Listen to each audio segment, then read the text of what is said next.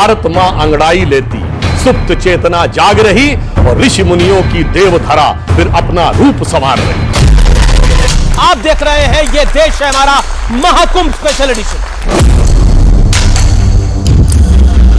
आप लोग सनातन को समाप्त कर रहे थे, सुपारी लेके बैठे थे, सनातन को समाप्त कर देंगे। करो सनातन को समाप्त, करिए भीड़ देखकर। कौन समाप्त कर सकता है सनातन को? बोलिए स्टालिन को, मैं बोलिए चंद्रशेखर को, बोलिए। अब हम मोहब्बत करके तो देश को तोड़ रहे हैं। कुंभ में गिनती करके मोहब्बत कर रही है आप। कांग्रेस के शासन में हमारी मस्जिद के नीचे कभी मंदिर खोद के नहीं निकाले गए। सनातन है तो भारत है, भारत है तो सनातन। मेरे स्वर नभ में गहर गहर, सागर के जल में छहर छहर, इस कोने से उस कोने तक कर सकते जगती सौरभ में। हिंदू तन मन, हिंदू जीवन, रग रग हिंदू मेरा। आप देख रहे हैं ये देश है हमारा, अमीश देवगन के साथ। नमस्कार व्यूअर्स, मैं हूं अमीश देवगन और आप देख रहे हैं देश का सबसे प्रतिष्ठित वीकेंड का कार्यक्रम ये देश है हमारा। और देश में इस समय महाकुंभ की धूम है। महाकुंभ यानी वो आयोजन जो समाज को जोड़ता है, सनातन शक्ति का प्रतीक माना जाता है। यह महाकुंभ सिर्फ आस्था ही नहीं बल्कि देश के अर्थतंत्र की भी एक बहुत बड़ी ताकत है। लेकिन 144 साल बाद प्रयागराज में चल रहे महाकुंभ पर भी सियासत अर्थात पॉलिटिक्स शुरू हो गई है। समाजवादी पार्टी के सुप्रीमो और यूपी के पूर्व मुख्यमंत्री अखिलेश यादव ने कुंभ में आने वालों की संख्या पर प्रश्न चिन्ह लगा दिया है। वो कह रहे हैं कि बीजेपी के सारे आंकड़े झूठे, फर्जी हैं। दावा तो करोड़ों लोगों का आने का हो रहा है, लेकिन प्रयागराज आने वाली सारी ट्रेनें खाली नजर आ रही हैं। अभी कुछ दिन पहले एक विपक्षी सांसद ने कहा था कि जिन्होंने पाप किया है वो कुंभ जाते हैं। इतना ही नहीं, एक मुस्लिम संगठन ने तो यहां तक दावा कर दिया कि जिस जमीन में महाकुंभ का भव्य और दिव्य आयोजन हो रहा है वो जमीन वक्फ वोट की जमीन है। लेकिन एक तरफ सियासत है तो दूसरी तरफ सनातन आस्था का सैलाब, हुजूम, क्योंकि महाकुंभ पहुंचने वाले करोड़ों भक्तों की भीड़ उन लोगों को करारा जवाब दे रही है जो एक समय कहते थे सनातन को समाप्त कर देंगे। वो महाकुंभ का नजारा देख ले, सनातन को कौन समाप्त कर रहा है। और कह रहे थे कि सनातन डेंगू है, मलेरिया है, कोरोना है, HIV है। लेकिन बड़ा मुद्दा यह है कि जो सवाल महाकुंभ पर उठाए जा रहे हैं, क्या वैसे ही सवाल किसी दूसरे धर्म से जुड़े आयोजन पर उठाए जा सकते हैं? आज इसी मुद्दे पर जनता जनार्दन के बीच, मेरे युवा मित्रों के बीच होगी सबसे बड़ी बहस। सत्य, सनातन और आस्था और महाकुंभ पे बात।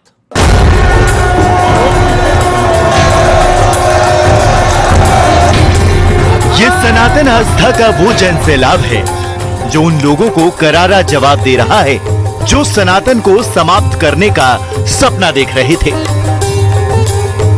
प्रयागराज महाकुंभ के शुरुआती 5 दिनों में ही 7 से 8 करोड़ लोग आस्था की डुबकी लगा चुके हैं। लगभग 6 करोड़ श्रद्धालुओं ने प्रयागराज में मां गंगा, यमुना और सरस्वती की पावन त्रिवेणी के संगम में डुबकी लगाकर के पुण्य के भागीदार बने हैं। लेकिन इसी बीच सियासत भी शुरू हो गई है। अखिलेश यादव ने महाकुंभ में डुबकी लगाने वालों की संख्या पर सवाल उठा दिया है, यानी महाकुंभ पर भी सबूत मांगने का सिलसिला शुरू हो गया है। कुछ ट्रेनें खाली आ रही हैं, सुनने में आया गोरखपुर वाली खाली ट्रेन गई है पूरी। ये बात मोटी मोटी मान लीजिए कि बीजेपी का हर आंकड़ा फर्जी है। हालांकि कुंभ में डुबकी लगाने वालों की संख्या जानने के लिए प्रशासन AI कैमरे जैसे एडवांस तकनीक का सहारा ले रहा है। इस बीच महाकुंभ में मुलायम सिंह की मूर्ति लगाने पर जूना अखाड़ा ने सवाल उठा दिया है और अखिलेश यादव पर भी निशाना साधा है। वहां पर मुलायम सिंह यादव जी की प्रतिमा लगाई गई, मैंने इसका विरोध किया। भगवान महर्षि वाल्मीकि की प्रतिमा लगाते तो और आनंद आ जाता। ये वही अखिलेश हैं जिनके पिता ने अयोध्या में राम सेवकों की हत्या कराने का भी काम किया था। उस दिन को हम लोग नहीं भूलते, ये हमारी पीड़ा है। और यही अगर कार्यक्रम मुसलमानों का होता, कोई बड़ा पर्व होता, तो में व्यवस्थाएं भी होती, अखिलेश भी आते, राहुल भी आते, प्रियंका भी आते, ये नतमस्तक होते। उधर बागेश्वर पीठ के प्रमुख धीरेन्द्र शास्त्री ने हिंदू समाज को लेकर बड़ा दावा कर दिया है। हिंदू जगाओ, हिंदुस्तान बचाओ, क्योंकि वहां हमने सुना 40 करोड़ लोग आने हैं, 2 करोड़ लोग ही दिल्ली चले गए, सो खेलो। लेकिन कुंभ पर विवादित बयानों की सीरीज भी लगातार चल रही है। किसी को पाप धोने हैं, किसी ने पाप किया वो चला जाए, कोई बताता जो पाप करता है। आपने कोई पाप किया तो आप बता दो किसी को कि आपने पाप किए। बजट जो 4 गुना बढ़ाया गया है, तो बजट का कहीं इस्तेमाल भी हो रहा है या लूट हो रही है। ठेकेदारों की कमाई के साधन बनाए गए हैं। 10 पैसे की खर्च की जरूरत है, वहां 10,000 खर्च किया गया है। लेकिन आज सबसे बड़ा मुद्दा है कि जो सवाल सनातन आस्था पर उठाए जा रहे हैं, महाकुंभ जैसे आयोजन पर उठाए जाते हैं, ऐसा किसी दूसरे धर्म के लिए करना संभव है क्या? आज इसी पर जनता के बीच होगी देश की सबसे बड़ी बहस, सत्य, सनातन और सियासत। और सबसे पहले बहस का एजेंडा क्या है, आइए आपका परिचय करा देते हैं बहस के एजेंडे के साथ। सनातन विरोधियों को महाकुंभ से करारा जवाब है। महाकुंभ पर सबूत मांगो ब्रिगेड की खासी नजर है। ये वही लोग हैं जो बालाकोट पे भी सबूत मांग रहे थे। देख हिंदुत्व की ताकत, वर्शिप एक्ट की वकालत पे उतर आई है कांग्रेस पार्टी और विरोधी पार्टियां। और अब परिचय मेहमानों का। हमारे साथ आज कौन कौन जुड़ा है? Doctor Sudhanshu Trivedi, member of parliament Bharatiya Janata party के और राष्ट्रीय प्रवक्ता भारतीय जनता पार्टी के। राजकुमार भाटी समाजवादी पार्टी के राष्ट्रीय प्रवक्ता हैं और सीनियर लीडर हैं। प्रोफेसर अनवर पाशा प्रवक्ता राजद के यानी राष्ट्रीय जनता दल के और सीनियर नेता हैं। मौलाना अंसार रजा हमारे साथ हैं, गरीब नवाज फाउंडेशन के चेयरमैन। और आचार्य प्रमोद कृष्णम भी जुड़ेंगे हमारे साथ, वो थोड़ा डिले से चल रहे हैं। आप तमाम लोगों का अभिनंदन है, आप सबका भी अभिनंदन है इस चर्चा के अंदर। लेकिन राजकुमार भाटी, आपको महाकुंभ में कितने लोग डुबकी लगा रहे हैं उसका भी सबूत चाहिए। अपना एक प्रवक्ता और नेता बिठा दीजिए, वो गिनती करता चले कितने लगा रहे हैं। हम अपनी तरफ से कोई सवाल नहीं उठा रहे हैं। शुरुआत माननीय मुख्यमंत्री जी करते हैं। ये माननीय मुख्यमंत्री जी को अपनी गरिमा, अपने पद और अपनी जिम्मेदारी का एहसास करते हुए संतुलन बनाना चाहिए अपनी वाणी में। उन्हें ऐसा बोलना चाहिए जिसका खंडन न करना पड़े। हमें कोई आपत्ति या कोई ऐतराज कुंभ पे नहीं है। हम कोई सवाल कुंभ पे नहीं उठा रहे। कुंभ में हमारी भी आस्था है, गंगा हमारी भी माँ है, गंगा में स्नान हम भी करते हैं, हमारी पार्टी के मुखिया भी करते हैं, पूर्व मुखिया माननीय नेताजी भी करते थे। 2007 में जब कुंभ का आयोजन हुआ तो नेताजी मुख्यमंत्री थे, वो खुद गए, उन्होंने स्नान किया, पूजा पाठ किया। 2013 में जब कुंभ का आयोजन यही प्रयागराज में हुआ तो अब क्यों सवाल पूछ रहे हैं? अखिलेश यादव जी मुख्यमंत्री थे। अखिलेश यादव जी और डिंपल यादव दोनों ने स्नान किया और अब भी जाएंगे अखिलेश जी कुंभ में। सवाल अव्यवस्थाओं पे उठा रहे हैं। कुंभ की व्यवस्था करने की जिम्मेदारी खाली आ रही है ट्रेनें, वहां श्रद्धालुओं को सुविधा देने की जिम्मेदारी उत्तर प्रदेश सरकार की है, जिसमें उत्तर प्रदेश सरकार नाकाम हुई है। जो पत्रकार कुंभ में रिपोर्टिंग करने गए हैं वो बार बार दिखा रहे हैं अव्यवस्थाओं को, और जो पत्रकार वहां पैकेज लेने गए हैं वो सरकार का गुणगान गा रहे हैं। तो लड़ाई पैकेज की और रिपोर्टिंग की है, लड़ाई पत्रकारिता की तो और पैकेज की है। पत्रकार बन गए हैं अखिलेश जी तो कह रहे हैं कि ट्रेन खाली आ रही है। हाँ, नहीं, ये सवाल है। जब मुख्यमंत्री जी ने ये तो टीटी को पता होगा ना, टिकट चेकर, मुख्यमंत्री जी ने टिकट चेकर है कि कितने लोग आ रहे हैं कितने नहीं आ रहे हैं। जब मुख्यमंत्री जी झूठ बोलते हैं, लंबी लंबी फेंकते हैं। आपको पता है कि कुंभ में साधुओं ने प्रदर्शन किया है? आपको पता है कि वहां उसके एक अखाड़े के महामंडलेश्वर धरने पे बैठे हुए हैं? और महामंडलेश्वर क्यों धरने पे? आप कहें तो मैं वीडियो सुनवा दूं महामंडलेश्वर की। नहीं, मैं पूछ रहा हूं, वो कह रहे हैं, सवाल पूछ रहे हैं, वो कह रहे हैं, क्यों कह रहे हैं कि आप अमीश जी खाली आ रही हैं और भीड़ नहीं है कुंभ में? अमीश जी, मैं अपने शब्द नहीं कह रहा, महामंडलेश्वर कह रहे हैं कुंभ में बजट को खा गए हैं, लगाया नहीं है, पानी नहीं है, बिजली नहीं है, सफाई नहीं है, कोई व्यवस्था नहीं है। श्रद्धालु जो है खुले आसमान के नीचे सर्दी में मर रहे हैं। सर्दी और जो वो लगाए हैं पोल, पहले पोल पे नंबर लिखे जाते थे, इस बार नंबर भी नहीं है। अगर कोई मेले में गुम हो गया तो माइक पे ऐलान कर देते थे फला नंबर पोल के पास खड़ा है, वहां जाकर ले लें।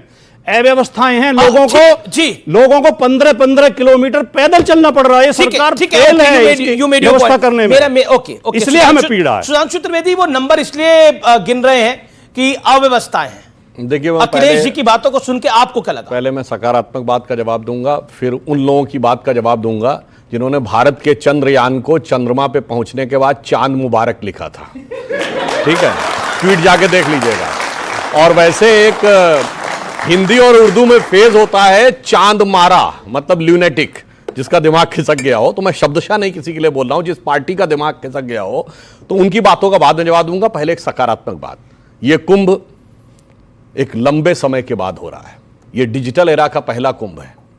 यह कुंभ सैकड़ों सालों के बाद इसलिए महत्वपूर्ण है कि यह पहला कुंभ है कम से कम 450 साल के बाद, जो इलाहाबाद में नहीं प्रयागराज में हो रहा है। यह पहला कुंभ है जिस समय श्री रामलला विराजमान पूर्ण प्रतिष्ठित होकर फैजाबाद नहीं जिला अयोध्या में आके विराजमान हो चुके हैं। ये एक ऐसा कुंभ है जिसमें अगर आप देखें तो इतना बड़ा परिवर्तन, जानते क्या है? हम लोग बचपन में पढ़ाया गया है कि कुंभ कहां होता है, संगम कहां है? On the Confluence of Ganga Jamuna and mythical Saraswati. Ganga Jamuna और काल्पनिक सरस्वती के संगम पर। और काल्पनिक सरस्वती यथार्थ दिखी किसमें? नासा की पिक्चर में। यानी जो जो वैज्ञानिकता आगे बढ़ती जा रही है, चाहे जुपिटर के रोटेशन पे 12 साल में होने वाला यह कुंभ, और जुपिटर के रोटेशन पे क्यों? क्योंकि हमारे सौरमंडल का सबसे भारी ग्रह जिसकी गुरुत्वाकर्षण सर्वाधिक भारी है वो गुरु है। और अगर आप वर्ड सोचिए, गुरुत्वाकर्षण शब्द है ग्रेविटी के लिए, यह गुरु के आकर्षण के लिए है। और अब साइंस को पता चला है because of its heavy gravitation सौरमंडल से बाहर आने वाले तमाम एस्ट्रॉइड्स को वो खींच लेता है। तो कहा जाता गुरु हमारी रक्षा करता है, इसलिए अब यह उभरता हुआ दिख रहा। और एक दृष्टि से और भी महत्वपूर्ण है, मैं आपसे कहना चाहूंगा कि आपको पता है कि पिछले 13 और 14 जनवरी को जिस दिन कुंभ शुरू हुआ, बहरीन, कतर, दोहा, यूनाइटेड अरब अमीरात और पाकिस्तान में गूगल पे सर्च होने वाला सबसे बड़ा शब्द कुंभ था। और सुनिए, इनको अव्यवस्था नजर आ रही है तो बाकी न्यूज, बाकी इंटरनेशनल एजेंसीज को कर देंगे, मगर गल्फ न्यूज ने भी बड़ी तारीफ की है। गल्फ वालों की तारीफ जरा सोच समझ के मानिएगा। और मैं एक और बात कहना चाहूंगा, यह इसलिए भी महत्वपूर्ण है कि पहली बार गूगल मैप के ऊपर एक अस्थायी सिटी को लोकेशन दी गई है। ठीक, और इसलिए कि गूगल का चीफ इस समय भारतीय है, सुंदर पिचाई। और दुनिया की सबसे हाई टेक कंपनी एप्पल की फाउंडर स्टीव जॉब्स की पत्नी लॉरेन पॉवेल जॉब्स आई हैं और दीक्षा ग्रहण करके अपना नाम कमला देवी रखा है। इसलिए मैं कहना चाहता हूं, देखिए ये कितना बड़ा परिवर्तन दिखाई पड़ रहा है, जिसे मैं एक पंक्ति में कहूंगा, भारत मां अंगड़ाई लेती, सुप्त चेतना जाग रही और ऋषि मुनियों की देवधरा फिर अपना रूप संवार रही। जी, मगर जिनको इसमें गड़बड़ नजर आता है तो उनके लिए एक रामचरितमानस में चौपाई है, उसे शब्दशः न लिया जाए, मैं किसी व्यक्ति के लिए नहीं कह रहा हूं। कहा जाता सहज पाप प्रिय तामस देहा यथा उल्लू कही तम पर नेहा। अर्थात जिनकी पापमय प्रवृत्ति होती है वो तामसी चीजों की तरफ इसलिए देखते हैं, जैसे मैं कैविएट लगा कर किसी के लिए नहीं कह रहा हूं, जैसे उल्लू की स्वतः प्रवृत्ति अंधकार की तरफ होती है, प्रकाश अच्छा ही नहीं लगता है, वो प्रकाश से दूर भाग के अंधकार की तरफ खोजता है। इसलिए यह परिस्थिति उत्पन्न होती हुई दिखाई पड़ती। जी, आप प्रकाश देखना नहीं चाहते या भरी दोपहरी में आंखें बंद करके कहना चाहते हैं कि सूर्य अस्त हो चुका है? सुधांशु त्रिवेदी जी भारतीय जनता पार्टी के जी भारतीय जनता पार्टी के सबसे सभ्य, सबसे शालीन और सबसे बुद्धिमान प्रवक्ता हैं, इसमें कोई संदेह नहीं। लेकिन वो भी इतना बड़ा झूठ बोल रहे हैं सबसे बुद्धिमान होते हुए, कह रहे इस बार कुंभ बहुत लंबे समय के बाद लग रहा है। कुंभ हर 12 साल में लगता है, ये साधारण व्यक्ति भी जानते हैं, साधारण से साधारण व्यक्ति जानता है, इसलिए आपत्ति होती है हमें। अब आपने पता नहीं, आप गूगल से गरिमा प्राप्त कर रहे हैं, आप स्टीव जॉब्स से गरिमा प्राप्त कर रहे हैं। हम अपने आप में इतने सक्षम हैं, धर्मपत्नी की बात, हम अपने आप में इतने सक्षम हैं। यह हिंदू धर्म इतना पुराना धर्म है, इतना विशाल धर्म है, इतना उदार धर्म है, इतनी इसमें विशेषताएं हैं कि हमें अपने ऊपर ही गर्व है, हमें किसी गूगल की जरूरत नहीं है। ठीक है, दूसरी बात, जी जी, ये कुंभ का आयोजन कोई पहली बार नहीं हो रहा है। आजम खान ने कुंभ बहुत लंबे समय से हो रहा है। आजम खान ने जितने शानदार कुंभ का आयोजन किया था, उसमें बाहर दूसरे देशों की यूनिवर्सिटी तक रिसर्च करने आई थी। आजम खान ने शानदार किया था और योगी हार्वर्ड यूनिवर्सिटी ने उसमें अच्छा नहीं किया, आयोजन किया था। ठीक है, ये 2013 का इनका कुंभ भारत के इतिहास का इकलौता कुंभ था जिसमें मेला आयोजन समिति के अध्यक्ष ने कुंभ में स्नान नहीं किया था। आजम खान ने हमेशा मेला आयोजन समिति का अध्यक्ष और सच जाता है, मगर यही देखना होता है कि आजम सरकार का काम पूजा पाठ करना नहीं, प्रबंध देखना है और प्रबंध पर ध्यान दो, वो आप नहीं कर पा रहे। अरे भैया, अब बगैर रोजा रखे रोजा अफ्तार करना है सरकार का काम है, बगैर रोजेदार हुए रोजा अफ्तार करना सरकार का काम है। सरकार कभी नहीं करती, वो व्यक्तिगत करते हैं। व्यक्तिगत चीफ मिनिस्टर के ऑफिशियल रेजिडेंस में होता था, व्यक्तिगत नहीं था। दैट चीफ मिनिस्टर, आप इन्विटेशन लेटर पे देखिए, मुख्यमंत्री उत्तर प्रदेश लिखा रहता था। श्री अखिलेश यादव अपने पर्सनल रेजिडेंस पे करें, कोई फर्क नहीं पड़ता है, मुख्यमंत्री उत्तर प्रदेश में, और सारा खर्चा सरकार वहन करती थी। ओके, मेरे को अनवर प्रोफेसर पाशा के पास भी आना, फिर मैं अंसार रजा के पास जाऊंगा। अनवर पाशा साहब, ये जो गिनती कुंभ के मेले में हो रही है, किसी और धार्मिक संस्थान में, कुछ किसी और धर्म में कोई कार्यक्रम हो तो उसमें भी गिनती करवाएंगे? अमीश जी, मुझे बहुत अफसोस है, अफसोस के साथ ही कहना पड़ता है कि कुंभ जैसे पुण्य अवसर को भी, इस अनुष्ठान को भी, महाकुंभ जैसे अनुष्ठान को भी सियासत का अखाड़ा बना दिया गया है। और भारतीय जनता पार्टी यही काम करती है, इवन धार्मिक अनुष्ठान को भी, धार्मिक आयोजन को भी अपने राजनीतिक फायदे के लिए इस्तेमाल करती है। एक इसमें बयान अखिलेश जी का है और उधर मूर्ति मुलायम सिंह यादव जी की लगी हुई है। देखिए, कौन किस पे निशाना, किस पे आपका इतराज मुलायम सिंह जी के मूर्ति लगने मेरा पे नहीं है, वहां साधु संतों का इतराज हुआ है जी।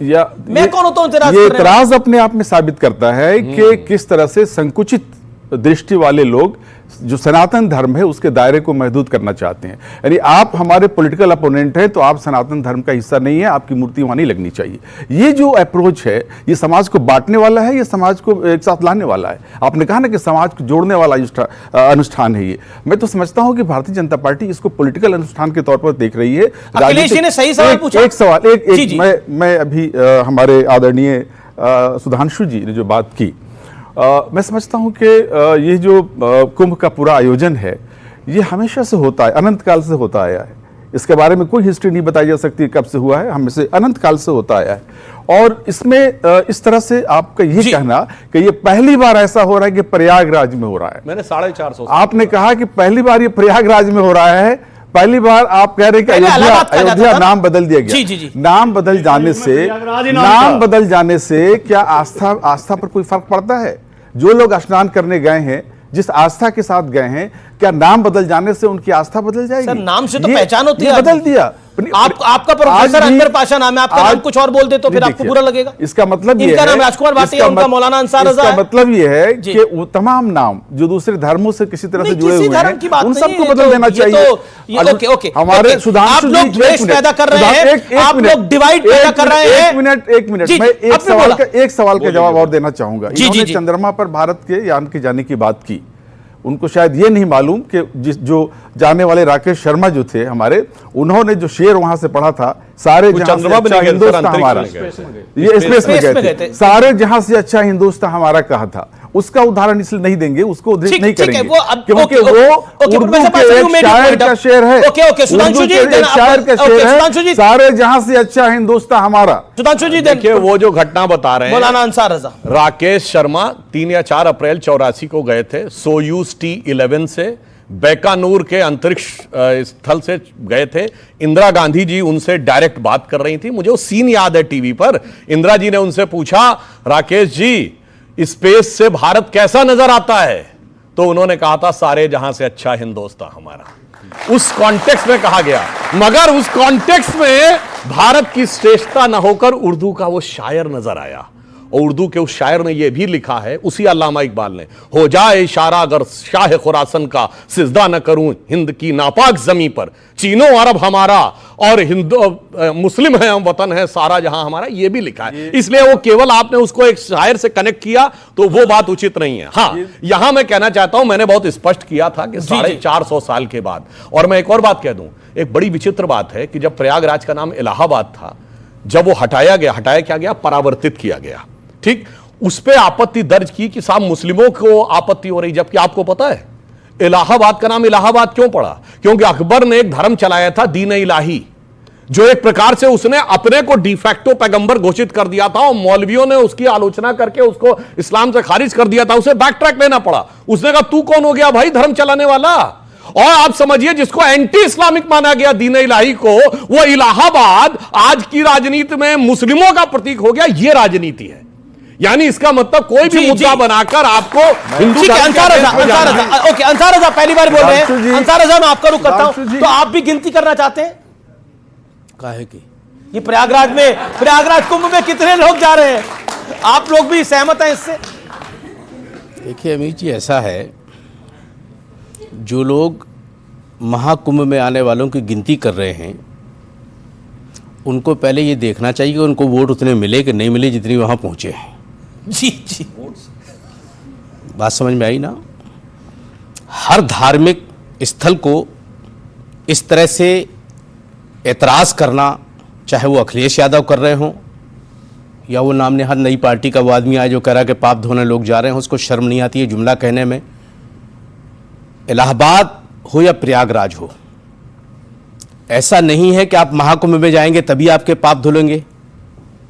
वो हमेशा से पवित्र नदियां रही हैं और लोग जाते रहे हैं, ठीक है ना जी। अब तुम ये कहो, तुम्हें कैसे पता है कि भाई जो लोग वहां स्नान करने के लिए जा रहे हैं वो पापी है? तो उससे बड़ा पापी कौन है भाई?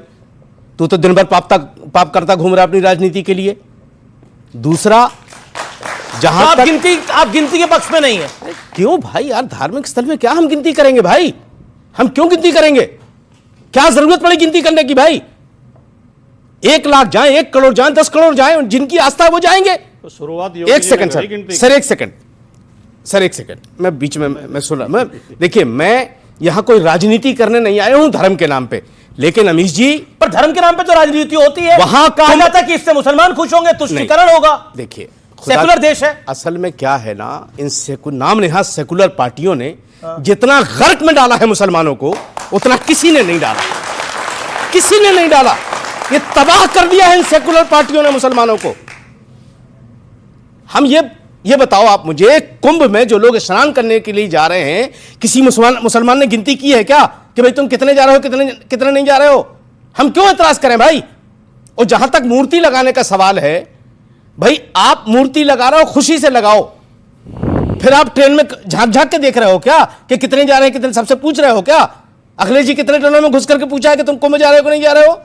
ये क्या मतलब है यार? और ये दूसरी चीज, मैं सुधांशु जी से एक बात कहना चाहता हूं। सुधांशु जी, हमारा मुल्क दुनिया में बहुत खूबसूरत मुल्क है। मेरा हिंदुस्तान सबसे ज्यादा खूबसूरत, बहुत शानदार, सबसे ज्यादा खूबसूरत है। लेकिन महाकुंभ के नाम पर जो वहां बैठ करके ये कहा जा रहा है कि हम इसको हिंदू राष्ट्र बनाएंगे, ये गलत है। ये जो सनातन की बूस्टर डोज है आप कह रहे हैं। देखिए, सनातन शुरू से था और जब तक दुनिया रहेगी तब तक रहेगा। ना तो सनातन को बाबा बागेश्वर के कहने से फर्क पड़ेगा और ना अंसार रजा के डैमेज करने से फर्क पड़ेगा। सनातन सनातन है और रहेगा। लेकिन वहां इस तरह के मठ लगा करके वहां बैठ करके पब्लिक देखी और उन्होंने कहा मीडिया तो हमें दिखा रहा है, तो उन्होंने कह दिया। देखिए, अगर यह बात कोई मुसलमान कह देता कि हम मुस्लिम राष्ट्र बनाना चाहते तो एफआईआर हो जाती कि नहीं हो जाती? बाबा बागेश्वर पे क्यों नहीं हो रही भाई? हिंदुस्तान संविधान से है, हम अपने संविधान को मानते हैं। जी। और संविधान सेकुलर मुल्क कहता है इसको कि भाईचारे से सब रहते हैं। आप क्यों हिंदू राष्ट्र को लेकर राष्ट्रपति रिएक्ट करना चाहते हैं? फिर मैं सुधांशु का राष्ट्रपति इस पे मैं सफाई देना चाहता हूं। जो कह रहे हैं कि आप जैसी सेकुलर पार्टी ने सत्यानाश कर दिया है, वो तो खैर मैं बता दूंगा, लेकिन जो माननीय नेताजी की मूर्ति पे बार बार सवाल उठाया जा रहा, आपने भी 2-3 बार बोला। मुलायम सिंह बोला, जूना अखाड़े ने बोला। नहीं, मैं बोलूं, मुलायम सिंह यादव सेवा संस्थान ने वहां शिविर लगाया है जी। सैकड़ों संस्थाओं ने वहां शिविर लगा रखे हैं। जिनकी आस्था है वो श्रद्धालुओं की सेवा के लिए वह शिविर लगाते हैं। उन्होंने अपने शिविर के अंदर मुलायम सिंह यादव जी की प्रतिमा लगाई है, कोई वो मेले का आयोजन नहीं है। और जो शंकराचार्य अविमुक्तेश्वरानंद जी से पत्रकारों ने पूछा तो उन्होंने बोला कि ये जो बीजेपी के लोग सवाल उठा रहे हैं मुलायम सिंह यादव की मूर्ति पे, सरकारी पैसे से हर 10-10 कदम पे 10-10 कदम पे योगी जी की और मोदी जी की फोटो लगाई गई है। इन पर क्यों नहीं ऐतराज उठाते? अगर मुलायम सिंह यादव की मूर्ति लगाना गलत है तो योगी और मोदी जी की फोटो तो सरकारी पैसे से लगाई गई है। जी की बात का जवाब वो ऐतराज नहीं है। अंसार रजा जी की बात, अंसार रजा जी जो कहना चाहते हैं, देखिए एक तरफ है सेकुलर लोग, एक तरफ है सांप्रदायिक लोग। सांप्रदायिक लोग कहते हैं इस धर्म के लोग यहां नहीं आएंगे, दुकान पर नाम लिखेंगे, इसमें नहीं घुसेंगे, उसमें नहीं घुसेंगे, ऐसे नहीं करने देंगे, इन्हें ऐसे नहीं करने देंगे। सेकुलर लोग कहते हैं ये देश सबका है, ठीक, प्यार से, भाईचारे से, मोहब्बत से रहो। अब हम मोहब्बत करके तो देश को तोड़ रहे हैं। कुंभ में गिनती करके मोहब्बत बढ़ रही है, हम मोहब्बत करके मुसलमानों का नुकसान कर रहे हैं। कुंभ में लोगों की गिनती करके मोहब्बत बढ़ रही है, और जो लोग मुसलमानों की दुकान पर नाम लिखवा रहे हैं वो मुसलमानों को भला कर रहे हैं। अंसार रजा, देखिए आपने एक बात कही कि जो लोग इस तरह की बात कर रहे हैं तो क्या मुसलमानों से मोहब्बत कर रहे हैं। मुझे अच्छी तरीके से पता है कि कौन हमसे मोहब्बत करता है और किस वजह से मोहब्बत करता है। ये देश का पूरा मुसलमान अच्छी तरीके से जानता है कि कौन हमसे किस वक्त किस तरीके से मोहब्बत करता है, किस वक्त किस तरीके से मोहब्बत करता है। जब वोटों की गिनती, जब चुनाव आता है, किस वक्त किस तरीके से मोहब्बत करता है, थोड़ा विस्तार से बताएं। जी जी अब सुनिए, घर की बातें यहाँ क्यों खोल रहे हो? एक सेकंड सुनिए, नहीं घर की बात यहाँ क्यों खोल रहे हैं? कौन किस तरह से मोहब्बत करता है? नहीं, देखिए घर की बात नहीं है ये, ना इसे मजाक में ना ले, ये पॉलिटिकल बात भी नहीं है। ओके देखिए, क्योंकि दिल्ली में चुनाव है जी। सुनिए, तुम्हें हम भी सताने पर उतर आए तो क्या होगा, तुम्हारा दिल दुखाने पर उतर आए तो क्या होगा, हमें बदनाम करते फिर रहे हो सारी दुनिया में, अगर हम सच बताने पर उतर आए तो क्या होगा। तो क्या है सच, बताई दीजिए आज। सच ये है, खुलासा कर दीजिए आज। सच ये है इस कार्यक्रम में, सच ये है, देखिए खुलासा आप करें, दिल धक धक बहुत लोगों को हो रहा है देश में जी। अभी और 2-3-4 दिन गुजरने दीजिए, इलेक्शन दिल्ली का सवाब पे आने दीजिए, पता नहीं क्या क्या दुखेगा अभी जी। अभी आप देखते जाइए अभी क्या क्या दुखने वाला है। हमारा नाम का सहारा लेकर के जो हिंदू धर्म पर चोट होती है हमें तकलीफ होती है। कोई मुसलमान हिंदुस्तान का किसी की भी आस्था पर उंगली नहीं उठा सकता, और ना हम इजाजत देते हैं किसी को, ना हमारे यहां कुछ ऐसा होता है कि हम किसी के धर्म की आस्था पर कोई उंगली उठाएं। अब जब पॉलिटिकल बात आती है, अखिलेश यादव साहब हो, चाहे वो दिल्ली के वो आरएसएस का छोटा रिचार्ज हो, चाहे और दूसरी सियासी पार्टियां हो, हमने कभी मुसलमानों को अपना लीडर नहीं माना हिंदुस्तान में। नेहरू से लेकर के आज तक, यहां तक के उद्धव ठाकरे तक के लिए साथ खड़े हो गए हम इस देश को बचाने के लिए। लेकिन मिला क्या हमें सिवाय बदनामी के? कुछ नहीं मिला हमें। गिने चुने जब कोई सरकार बन जाती है तो 2 मंत्रालय हमें झुंझुना की तरह थमा दिए जाते हैं, माइनॉरिटी डिपार्टमेंट और हज कमेटी, इसके अलावा कुछ आता ही नहीं हमारे हिस्से में, कोई नहीं देता। चाहे कोई सेकुलर पार्टी, सबने हमारा इस्तेमाल किया है। अब आज दिल्ली में है, दिल्ली में चुनाव हो रहा है ना, मैं आपको इस चैनल से के माध्यम से कहना चाह रहा हूं कि जो फर्जी दिन भर ढोंग करता रहता है ना मासूमियत से, हे जी ओ जी ये होने वाला है वो होने वाला, अभी दिल्ली की जनता दिखा देगी सर। अच्छा दिल्ली सुनिए, मैं अखिलेश यादव की बड़ी इज्जत, और आम आदमी पार्टी साथ है, कांग्रेस मैं अखिलेश यादव जी की बड़ी इज्जत करता हूं। नहीं करते हैं आप? बहुत इज्जत करता हूं, लेकिन मैं उनसे गुजारिश करूंगा कि आरएसएस के छोटे रिचार्ज का पीछा छोड़ दीजिए, वरना यहां भी नुकसान होगा और यूपी में भी नुकसान होगा। इसलिए कि जब दिल्ली का दंगा हुआ तो केजरीवाल नहीं राहुल गांधी खड़ा नजर आया, केजरीवाल नहीं गए। जब शाहीन बाग का धरना हुआ तो केजरीवाल ने कहा था 5 मिनट अगर पुलिस मेरे हाथ में होती तो इन औरतों को 5 मिनट में हटा देता। ये केजरीवाल के अल्फाज हैं ये। हम क्यों तुम्हारे साथ खड़े होंगे भाई? बताओ आप मुझे, हम क्यों तुम्हें वोट दें? और वोट देने के बाद तो आपको क्या लग रहा है कि इस बार मुसलमान केजरीवाल को वोट नहीं डालेगा, राहुल गांधी को डालेगा? बिल्कुल डालेगा राहुल गांधी को, यहां भी और उत्तर प्रदेश में भी। यहां भी और उत्तर प्रदेश में तो लगता है कि उत्तर प्रदेश में उनकी वजह से आया है सब कुछ। वो तो जो अगर भारत रोज जोड़ो यात्रा ना निकलती तो पता चल जाता, नाई के बाल सब सामने आ जाते। अच्छा अब हम समझ गए, अब समझ गए, हमारी समझ में अब आया। अब तक आ ही नहीं रहा था कि अंसार रजा ऐसा क्यों बोल रहे हैं, अब आ गया समझ। क्या समझ में आ गया आपको? अब वो उधर तार जोड़ रहे हैं। किधर तार? कांग्रेस नहीं, बिल्कुल मैं कांग्रेस के सपोर्ट में हूं और रहूंगा। चलो अब तो खुल के उसने साथ दिया। और एक बात बता दो, अमीर जी एक सेकंड। जी जी जी जी जब से मुल्क आजाद हुआ जी, ठीक है इतना बड़ा मुल्क एक हाथ से हुए, लेकिन कांग्रेस के शासन में हमारी मस्जिद के नीचे कभी मंदिर खोद के नहीं निकाले गए, अब निकाले जा रहे हैं और अखिलेश खामोश हैं। अगर संभल में कुछ हुआ तो अखिलेश को जाना चाहिए था। राहुल जा रहे तो इतराज कर रहे हैं कि आप हमारे बोर्डों में सेंध लगा रहे हो। हम यार वोट मांगने जा रहा था राहुल गांधी वहां संभल में, तुम आके हमारे बोर्ड में सेंध लगा रहे हो। जी जी जी लेकिन ये खेल तो बिगड़ चुका है पूरी तरह से। अब तो कुल मिलाकर ये मुसलमान वोटों की लड़ाई है। एक जगजीत सिंह की बहुत फेमस गजल है, मुझे वो याद आ गई। बताइए। तुमने दिल की बात कह दी, ये चलो अच्छा हुआ। हम तुम्हें अपना समझते थे, बड़ा धोखा हुआ।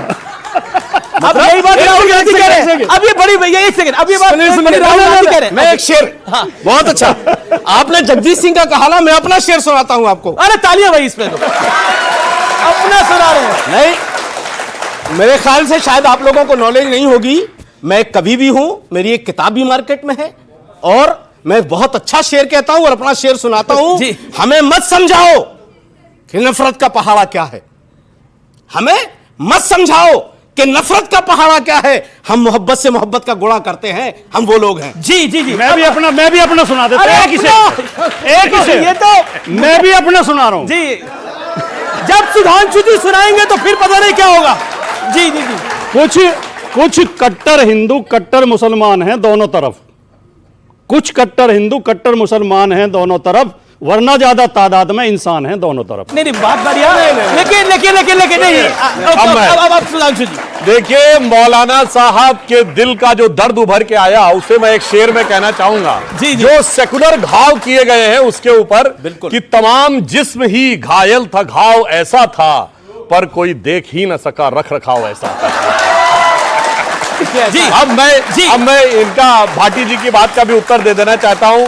एक बात के लिए भाटी जी को साधुवाद देता हूं। इन्होंने कहा कि वहां मुलायम सिंह सेवा संस्थान के लोगों ने अपने शिविर में मुलायम सिंह जी की मूर्ति लगाई है, तो मतलब वहां तो लोग आ रहे हैं ना, मुलायम सिंह सेवा संस्थान में तभी लगाई है ना, ऐसा तो है नहीं कि वहां नहीं आ रहे हैं इसलिए लगाई है। हम सब इसका मतलब आ रहे हैं। अब दूसरा मैं बताना चाहता हूं, जब अखिलेश जी मुख्यमंत्री थे तो 2013 के चुनाव में मौनी अमावस्या के दिन अखिलेश जी की सरकार का आंकड़ा था कि 3 करोड़ लोग आए।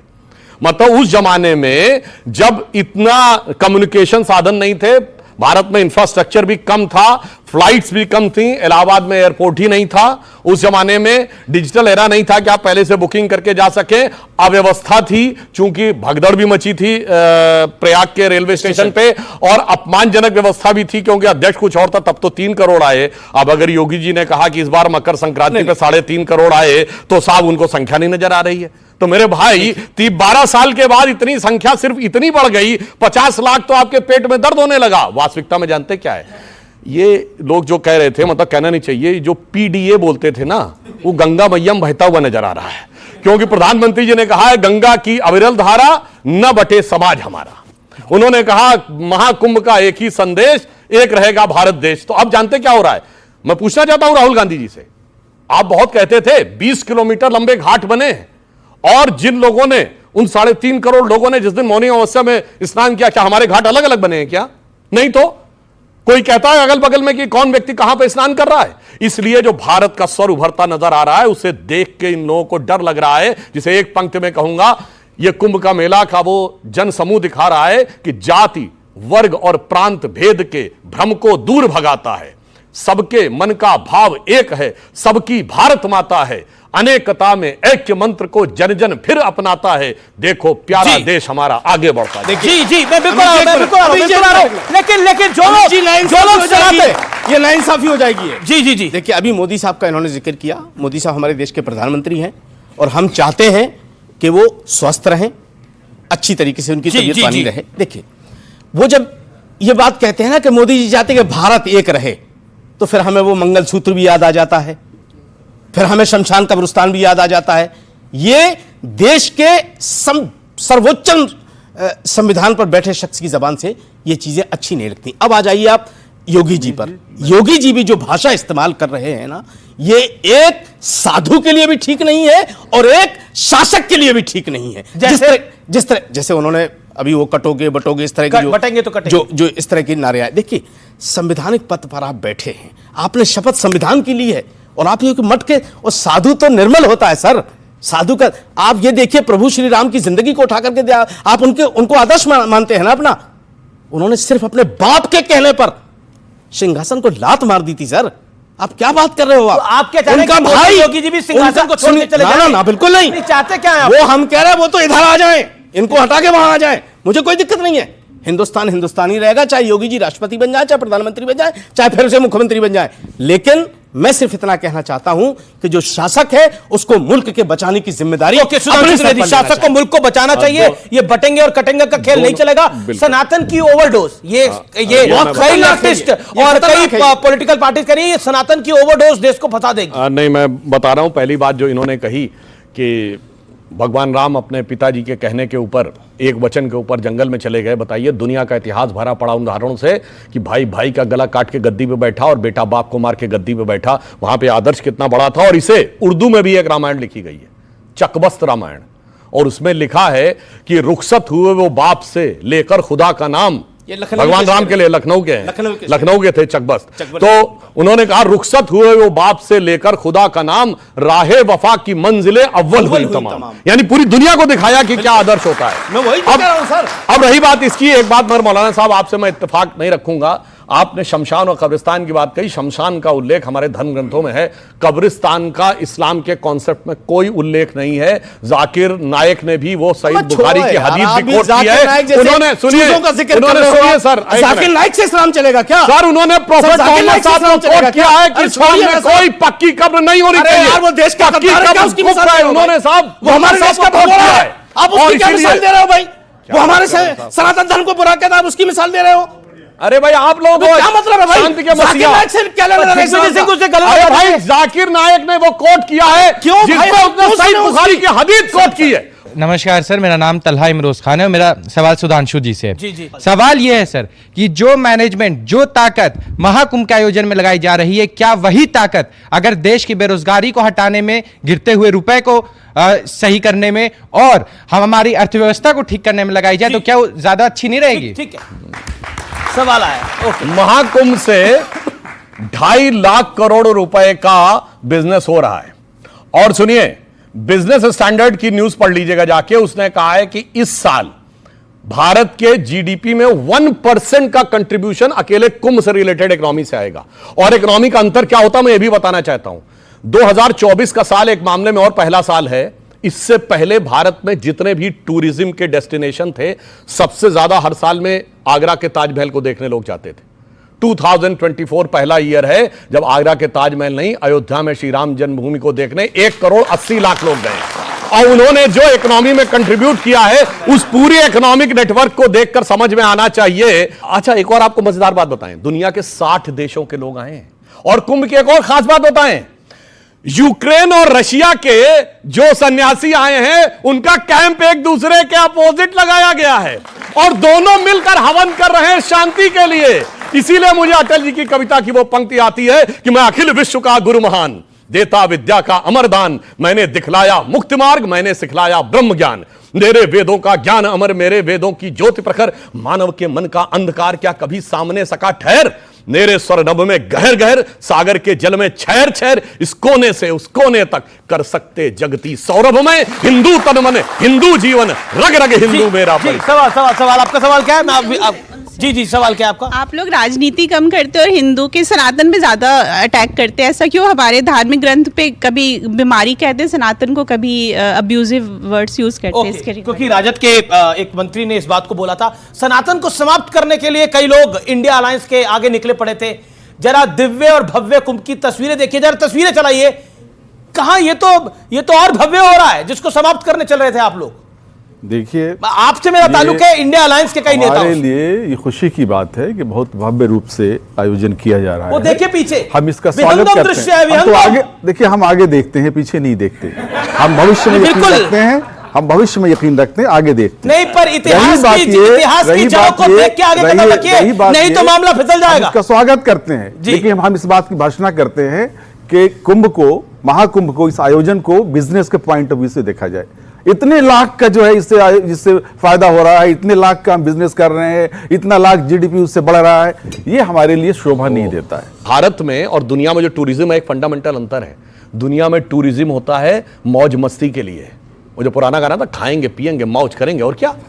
हमारे यहां शरीर को सुख देने के लिए नहीं जाते हैं, जहां लोग जाते हैं शरीर को कष्ट देने के लिए जाते हैं, आत्मशुद्धि के लिए जाते हैं, मौज मस्ती के लिए नहीं जाते हैं। ये दोनों में फंडामेंटल डिफरेंस है, इसलिए इन्हें यह बात समझनी चाहिए। और जहां तक मैं कहना चाहूंगा, एक समस्या यह है जी, एक सेकंड, आचार्य प्रमोद कृष्णम आ गए हमारे साथ। अंसार रजा, एक तो सेकुलर सियासत से आपको इतनी दिक्कत क्यों हो गई है? एक आपको इस बार लग रहा है कि जो चुनाव हो रहे हैं, हालांकि क्योंकि सत्य सनातन और सियासत है, देखिए बीजेपी महाकुंभ की बात कर रही है और बाकी लोग इस पर सवाल खड़े कर रहे हैं, उनको लगता है इस पर वोट पड़ जाता है। देखिए अमीश जी, ऐसा है, अरविंद केजरीवाल जी भी तो है मैदान में। अरे क्यों आप नाम लेते हो अरविंद केजरीवाल? जिसने पूरी दिल्ली में शराब के ठेके खुलवा दिए, वो नाम लेने लायक है यार? आप क्या बात करते हो? पूरी दिल्ली की गलियों को झील बना के रख दिया, आप उसका नाम लेकर। मैं कुछ और कहना चाह रहा हूं। अखिलेश जी चाहते हैं अरविंद जी के, अखिलेश जी पे सवाल खड़ा कर रहे हैं। अखिलेश जी को भी पता चल जाएगा यूपी में, आप काहे चिंता कर रहे हो बाबू? आएगा। अरे इस बारी सीटें तो आ गई उनकी लोकसभा के अंदर इतनी सारी। मैं अखिलेश जी से सम्मान के साथ कहना चाहता हूं कि अगर सीटें कांग्रेस की वजह से आई थी, राहुल गांधी के चेहरे पर आई थी क्या? देखिए, मैं दो बातें कहता हूं जी, बोलिए। आपके दर्शक बहुत समझदार लोग हैं और आज ये नहीं कि खाली सुधांशु जी के लिए ताली बजा रहे हैं, आप हर अच्छी बात पे ताली बजा रहे हैं। राहुल गांधी ने भारत जोड़ो यात्रा निकाली तो अखिलेश यादव को 37 सीटें मिली, वरना जब ये मुख्यमंत्री थे ना तब भी इतनी नहीं ला पाए। ये राहुल गांधी विधानसभा में भी सुनिए, अब हार हो गई। और अभी फरवरी के अगले हफ्ते में प्रियंका गांधी जी और राहुल गांधी जी जा रहे हैं महाकुंभ डुबकी लगाने के लिए। वहीं से पूरे हिंदुस्तान की राजनीति का नैरेटिव सेट होगा और उसका असर दिल्ली में पड़ेगा, उसका असर दिल्ली में पड़ेगा। लेकिन मैं बार बार कह रहा हूं कि जो सेकुलर नाम नेहाद सेकुलर पार्टियां हैं, खुदा के वास्ते मुसलमानों की जान बख्श। राहुल गांधी की वजह से आप लोगों को इतनी सीटें मिल रही है, उन्हीं राहुल गांधी को आप अकेला छोड़ रहे हैं दिल्ली के अंदर और महाकुंभ पे सवाल खड़ा कर रहे हैं। कांग्रेस और समाजवादी पार्टी के बीच में बहुत अच्छे संबंध हैं, कमाल के संबंध है। अच्छा, इसीलिए साथ दे रहे हैं। अकेला छोड़ रहा हूं, मैं बोल रहा हूं जी सर। राहुल गांधी और अखिलेश यादव के बीच में बहुत अच्छा कॉम्बिनेशन है, ये मतभेद पैदा ना करें। लेकिन अगर इतना आप कह रहे हैं तो ये भी ध्यान रखें कि हम 62 सीट लड़के 37 जीते थे, कांग्रेस 17 लड़के मात्र 7 जीती। अगर उसी रेशियो में, जहां कुछ अगर उसी रेशियो में कांग्रेस जीत, पर राहुल गांधी की जीत कैसे हुई? राहुल गांधी कितने वोट से जीते थे और अखिलेश अभी जो 9 सीटों पे चुनाव हुआ उसका नतीजा क्या आया? बाई इलेक्शन में क्या आया? फिर भी हम 2 सीट जीते हैं। अच्छा, आचार्य जी, ये महाकुंभ पर सवाल क्यों खड़े करे जा रहे हैं? आप काफी लेट जुड़े हैं, फिर भी जवाब कौन कर रहे हैं ये देखना होगा। समाजवादी पार्टी ने महाकुंभ को छोड़ो, समाजवादी पार्टी ने तो भगवान राम पे सवाल खड़े करे, अयोध्या पे सवाल खड़े करे, कृष्ण पे सवाल खड़े करे। जो लोग राम पर, कृष्ण पर, भारत पर, भारत की संस्कृति पे सवाल खड़े करते हैं, वो कुंभ पे सवाल ना करें तो ये तो बड़ी अजीब सी बात होगी। जिनकी आस्था, जिनकी श्रद्धा न भारत में है, न भारत की संस्कृति में है, न भारत की सभ्यता में है, न भारत के संस्कारों में है, वो कुंभ के महात्म और महत्व को क्या समझेंगे? आचार्य प्रमोद कृष्णम का एक बड़ा बयान मैं अभी बता रहा हूं कि अगर यूपी में योगी आदित्यनाथ की सरकार नहीं होती तो पूरा प्रदेश वक्फ हो जाता। और वो कह रहे हैं कि जैनों के, बुद्धों के इस किसी मुस्लिम आयोजन को इतना भव्य और दिव्य बनाया जाएगा जितना कुंभ को बनाया जा रहा है। देखिए अमीश देवगन, गंभीर चर्चा है, बड़ी संवेदनशील विषय पर, इसको गंभीरता से लीजिएगा। क्या बनाया जाएगा? सवाल आया है राजद के प्रवक्ता का। भारत और सनातन, सनातन और भारत, ये दोनों एक हैं, इन्हें अलग नहीं किया जा सकता है।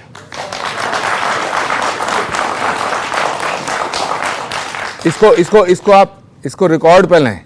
सनातन है तो भारत है और भारत है तो सनातन है। जी, ओके।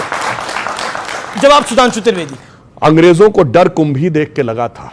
इतनी भीड़, इस देश को हम कैसे नियंत्रित करेंगे? इतने तो हमारे पूरे शहर नहीं होते जितनी हमारे देश की उस जमाने में पॉपुलेशन होगी। इतने यहाँ लोग अकेले खड़े, तब उन्होंने कहा पता करो कहां से आ रही है इतनी भीड़। तो पता चला वो पत्रा में लिख के आ रही है कि मौनी अमावस्या कोई बता नहीं रहा, लोग आ जा रहे हैं, ये नागा साधु, ये बाबा समाज आ रहे हैं। बस वहां से षड्यंत्र शुरू हो गया। लेकिन साधुओं को विलीफाई करो, नागा बाबाओं को विलीफाई करो, उसके बाद कहो कि साहब ये जो पत्रिका देखी जाती है ये अंधविश्वास है, फलाना ढिमाका। और उन्हीं अंग्रेजों की मानसिकता के लोग आज भी इस भीड़ को देख के ओके, लेकिन एक मैं बिल्कुल, लेकिन आपके नेता जो सनातन को समाप्त कर रहे थे। और आज देखिए ये बहुत बड़ा सौभाग्य है कि सुधांशु त्रिवेदी और आचार्य प्रमोद कृष्णम दोनों एक मंच पे हैं। जोरदार तालियां इन दोनों के लिए।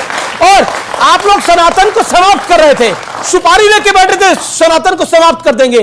करो सनातन को समाप्त करिए, भीड़ देखकर। कौन समाप्त कर सकता है सनातन को? तो बोलिए स्टालिन को, बोलिए स्टालिन को, मैं बोलिए चंद्रशेखर को, बोलिए। प्रतिशत मैं आचार्य जी की बातों से बिल्कुल इत्तेफाक करता हूं कि सनातन एक महान धर्म है और हमारे देश की पहचान है। राहुल गांधी खुद शक्ति से लड़ रहे थे। मैं इससे बिल्कुल सहमत हूं। तीसरी चीज ये है कि सनातन के हवाले से ये जो आपने बात की कि सारी दुनिया से लोग आते हैं, सारी दुनिया के लिए दरवाजा खुला होगा जी। लेकिन अगर कोई मुसलमान वहां जाना चाहे, आप कैसे जान गए कि हमारे अंदर आस्था नहीं है और हम जाके वहां डिप लगाएंगे? मैं सवाल हम वहां डिप लगा सकते हैं जाके। दुनिया के दरवाजे खुले हैं, मुसलमानों के दरवाजे बंद। छोटा सा सवाल और उसका छोटा सा जवाब। जो लोग सनातन को मिटाने चले थे वो कुंभ की इस धारा प्रवाह को देखकर क्या कहते होंगे आज? देखिए अमीश देवगन जी, कुंभ जो है ना वो भीड़ का मेला नहीं है, वह श्रद्धा का मेला है, विश्वास का मेला है और आस्था का मेला है। तो जो महाकुंभ है, मैं अगर कोई कहता है कि कुंभ में जो हिंदू नहीं है उनका आना निषेध है, तो मैं इसको थोड़ा सा इसको क्लैरिफाई करना चाहता हूं। मैं कहना चाहता हूं कि जो हिंदू नहीं है वो भी कुंभ में आ सकता है। मैं खुद उसका स्वागत करने को तैयार हूं, बशर्ते वो श्रद्धा के नजरिए से आए, आलोचना के और बुराई खोजने के। जी। ओके, सवाल, कुछ सवाल। हमारे सनातन धर्म जगह है, बीजेपी नहीं जगी, बीजेपी का कोई वो नहीं है, लेकिन सनातन धर्म इतना जग गया है कि अब जो सनातन की बात करेगा वही सत्ता पे राज करेगा। वही सत्ता पे राज करेगा, ये आपका कहना। ओके। मैं ये समाजवादी पार्टी से पूछना चाहूंगी कि उनका ये कहना है कि कुंभ में पहले वो जैसे कहे कि कुंभ नहाने वो जाते हैं जो पापी होते हैं। पहली बात तो मैं माँ गंगा के शहर से ही आ रही हूँ। चंद्रशेखर रावण ने बोला था। मैं तो उन्हीं मतलब गंगा माँ जो है उन्हीं के शहर से आ रही हूँ। मैं उनको ये पहले बनारस से मैं आपको बता दूं, हमारे शहर से रोज कुंभ के लिए ट्रेनें बसें सब जाती है और आए दिन सब भरी रहती हैं। और मुझे सबसे पहला पता नहीं अखिलेश जी को कौन सी खाली बसें दिखाई दे रही है, लेकिन देखिए जी बड़ी इंपॉर्टेंट बात कही है। मैं कहना चाहता हूं बच्चे कि कुछ राजनीतिक दल ऐसे हैं जिन्होंने इतने पाप कर लिए हैं कि कुंभ नहा के भी पाप धुलेंगे नहीं। जैसे ये राजद के मंत्री थे चंद्रशेखर जी, ये जो नैरेटिव है ये चंद्रशेखर रावण चला रहे हैं, कुंभ में पापी जाते हैं। मैं बता रहा हूं, उसका जवाब देता हूं। देखिए राजद के नेता थे चंद्रशेखर जी और फतेह बहादुर जी, जो हिंदू धर्म के बारे में बोले थे। मुझे लगता है इस भीड़ को देख के चंद्रशेखर भैया के चक्कर आ गए होंगे, फतेह भैया चकत्ता खा के नीचे गिर गए होंगे। और जहां तक मैं ये कहूंगा, अगर कोई व्यक्ति ये कहता है कि उसने कभी जीवन में पाप नहीं किया, तो मैं कहना चाहता हूं वो गारंटी लेता है क्या कि उसकी गाड़ी के नीचे कभी अनजाने में कोई चींटी भी नहीं आई है? क्या उसकी सांस से भी किसी बैक्टीरिया की डेथ नहीं हुई है? अगर कोई कहता है कि उसने पाप नहीं किया, तो या तो वो भगवान हो गया है या उसे एक प्रकार का भगवान होने का अहंकार हो गया है। अब ये दर्शक तय करें कि वो भगवान हो गए हैं, खुद बताएं, या उनके जिस नगरी से आप आती हैं वो नगरी है काशी, वो नगरी है बनारस, वो भगवान त्रिशूल, भगवान शंकर के त्रिशूल पर टिकी नगरी है, वो बहुत शुद्ध नगरी है। तो फिलहाल ये देश है हमारा के आज के महाकुंभ स्पेशल एडिशन में इतना ही। आपको मेरा नमस्कार, आपको मेरा धन्यवाद, फिलहाल आज के एडिशन में इतना ही। Thank you.